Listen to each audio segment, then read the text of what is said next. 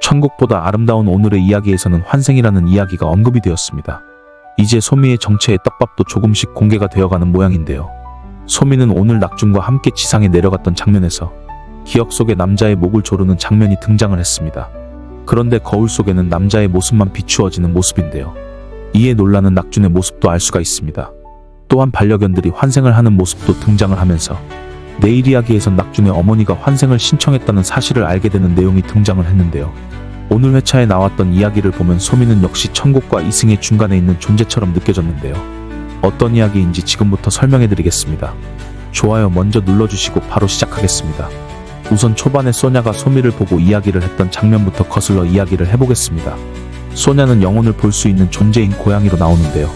소미가 만약 이승과 저승의 중간인 존재라면, 예를 들자면 임사체험자라고 한다면 그것도 알아볼 것이라고 생각이 듭니다. 그래서 초반에 기억이 안 나냐고 물어봤던 것은 정말 기억이 없냐고 물어봤던 것으로 보여지며, 다시 보니 천국과 이승 중간에 있는 존재인 소미를 알아보고 했던 말로도 느껴지는데요.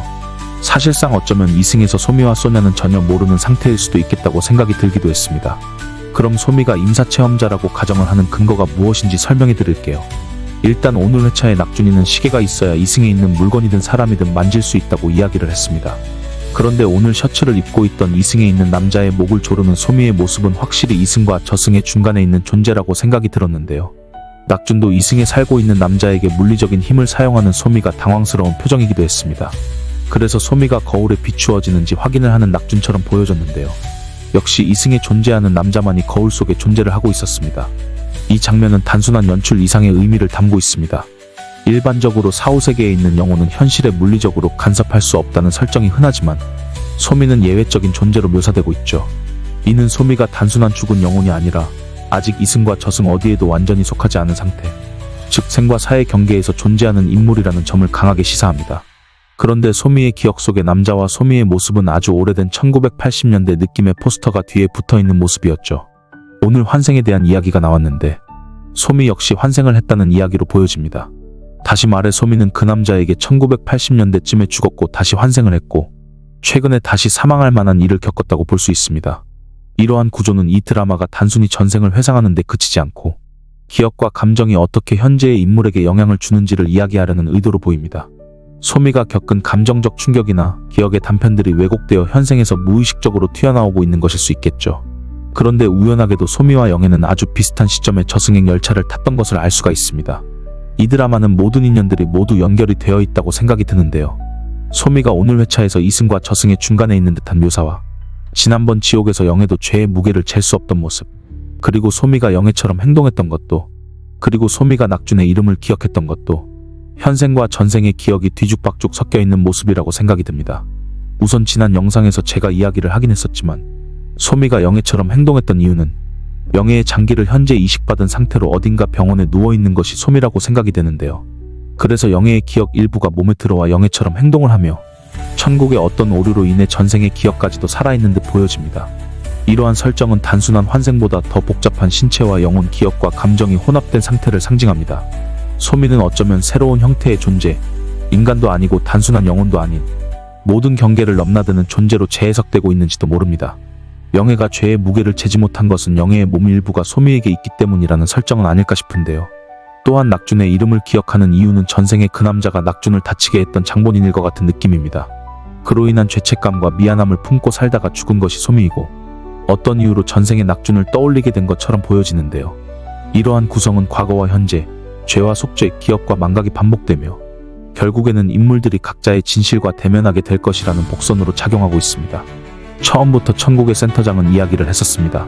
천국이 끝이 아니라고 말이죠. 역시나 환생이 존재를 하고 있던 것이었죠. 또한 목사의 과거도 오늘 등장을 했는데요. 목사가 기다리고 있던 교회 앞의 풍경도 마치 소미가 있던 그 장면의 시대처럼 느껴지던데 여러분들은 어떻게 보실지 모르겠습니다. 목사는 사실 소미의 아이는 아니었을까 생각이 들기도 했는데 소미의 폭력적인 남편이 자신의 아이를 교회 앞에 버리고 왔고 소미는 아이를 찾으려 하다가 남편에게 죽게 되었던 전생은 아닐까 싶기도 한 장면이었습니다. 소미 남편이 낙준을 다치게 했던 것도 연결이 될 것 같은 느낌이고요. 이 대목에서 드라마는 단순한 개인의 인연을 넘어서 세대를 잇는 업보, 죄책감, 그리고 해소되지 못한 감정들이 다시 윤회하며 서로 영향을 미치는 복잡한 인간관계를 그려내고 있는 것 같습니다. 사실 진짜로 전생을 기억한다고 하는 사례는 상당히 많이 있는 편입니다. 그게 사실인지는 모르겠지만 전생을 기억하는 사례는 모두 한 번쯤을 들어보셨을 거라고 생각이 드는데, 이 드라마의 작가님은 그런 내용을 인용해서 스토리를 만든 것처럼 보여지네요. 목사와 해숙 그리고 소미와 낙주는 어떤 연관고리가 확실히 있어 보이는데 정말 궁금한 상황이네요. 하와이안 셔츠를 입은 할아버지도 만약 회상 속 그 젊은 남자라면 소미처럼 같은 옷만 입고 다니는 설정인 것인가 싶기도 하고, 그렇게 생각하면 정말 소름 돋기도 하는데요. 같은 옷이 여러 벌 사놨을 수도 있겠습니다. 이러한 디테일 하나하나가 결코 우연은 아닐 것입니다. 특정한 옷차림이 반복적으로 등장한다는 것은 그것이 상징하는 바가 있다는 의미일 수 있습니다. 그 옷이야말로 어떤 기억의 고정점이자 정체성의 표식일 수도 있겠죠. 하와이안 셔츠를 입은 할아버지가 만약 진짜 과거의 젊은 남자라면 같은 옷을 몇 년을 입은 건가 싶어서 이상한 상상이 들기도 했습니다. 여러분은 어떻게 생각하시나요? 또한 이번 회차에 강아지들의 이야기가 많이 나왔는데요. 낙준도 자신이 이뻐했던 반려견을 무지개 나라로 보냈던 이야기를 하기도 했습니다. 사실 영애처럼 행동을 했던 소미가 아니라면, 그리고 오늘 전생처럼 보이는 과거 모습의 회상이 아니라면 소미는 낙준이 기르던 강아지처럼 생각이 들기도 했었는데, 자꾸만 드라마에서 강아지에 대한 이야기가 나오는 것이 어떤 떡밥이 분명 있는 것도 같은데 말이죠. 반려동물의 환생 이야기는 시청자의 감성에 깊게 호소하면서도 드라마의 세계관에 또 다른 층위를 더해줍니다. 사랑했던 존재와의 재회, 그것이 인간이든 동물이든 누군가에게는 절절한 소망일 수 있으니까요. 물론 요즘 반려동물을 가지신 모든 분들이 무지개 다리가 존재하는지에 대한 환타지를 충족시키는 장면처럼 보이기도 하는데, 과연 앞으로 어떤 이야기가 숨어 있을지도 지켜봐야겠습니다. 환생 이야기가 추가되어서 저는 또 한 가지 궁금함이 생기기도 했습니다. 사람이 죽으면 꽃으로도 환생을 할 수 있는 건지 말이죠. 사람은 죽으면 사람으로 환생하는 듯 보여지는데 해숙과 낙준의 집에 있던 능소화로 소미가 환생할 수도 있을까 궁금증이 생기기도 했습니다. 꽃으로의 환생이라는 설정은 단순한 상상 이상의 의미를 지닙니다. 고정된 자아를 넘어 자연과 하나가 되는 형이상학적 해석으로도 볼 수 있죠. 누군가의 기억 속에서 피어나는 한 송이의 꽃, 그것이 어쩌면 이 드라마가 말하고자 하는 진정한 환생일 수도 있습니다. 하지만 저는 이 모든 이야기는 결국 해숙의 환상처럼 느껴지기도 하는데요. 저만의 느낌일 수도 있겠습니다. 또한 천국에서 시집살이를 할까봐 시어머니를 싫어했던 해숙의 모습이 나왔는데요. 사실 예전에는 정말 시집살이가 힘들었는지 저희 시청자님들도 시집살이라는 이야기를 정말 싫어하시더라고요.